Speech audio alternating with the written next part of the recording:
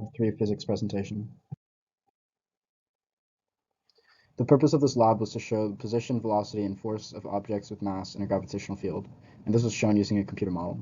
The physics models I used to explain the phenomena of the objects in the lab were gravitational force and the second law of motion. The mass of the black hole was 1.41365 times 10 to the 34 kilograms, and the escape velocity of the spaceship was negative 9.358 times 10 to the 6th in the x-axis and 9.358 times 10 to the 6th in the y-axis meters per second. The first physics model I used was gravitational force, and this is an attractive force between two objects with mass, works across an infinite distance, and the equation for this is force of gravity equals negative big G mass 1 mass 2 over r squared in the r hat direction, and this always acts in the direction of the other object. I used this to calculate the forces acting on objects in both of the models because that's the only force present in both of them. The model I used was the second law of motion, which states that force equals mass times acceleration, or the derivative of momentum over time.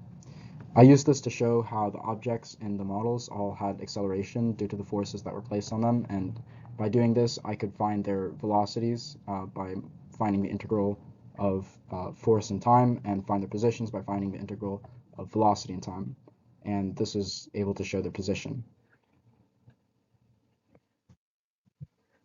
This isn't a physics model, but I used the principle of components of net force to describe the net force acting on the star in the first model, and components of net force, which are forces perpendicular and forces parallel to the object in motion, describe how it changes its magnitude of momentum and its direction of momentum. Basically being that if an object has a net force in the parallel direction, its magnitude of momentum will change, and if it has a net force in the perpendicular direction to its motion, then its direction will change. And I used this in the first model to componentize net force of the black hole in the star. The coding.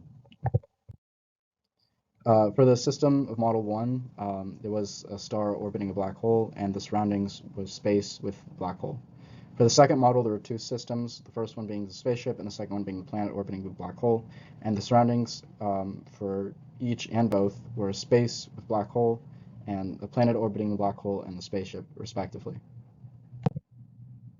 So these are the initial conditions for both of the models. In Model 1, you can see that I set the delta t to equal 86,400 seconds, which is the same number of seconds in a day, and I did this to have a step length of a day. In the second model, the black hole mass came from the output of the first model, and I kept the maximum time to be an hour, 60 seconds per minute times 60 minutes per hour, and the ship speed x was negative 9,358,000, and the ship speed y was 9,358,000.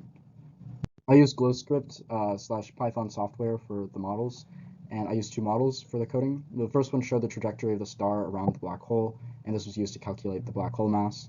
And the second one showed the trajectories of the planet orbiting the black hole and the spaceship escaping gravitational pulls of the planet and the black hole. The first model produced list masses of the black hole taken from rearranged gravitational force equation with inputs of star mass, star position, and net force, and this list was averaged to find a single value for the black hole mass.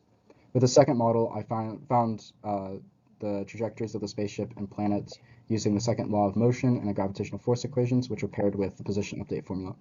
I used the guess and check method to find the initial velocity of the spaceship in Model 2.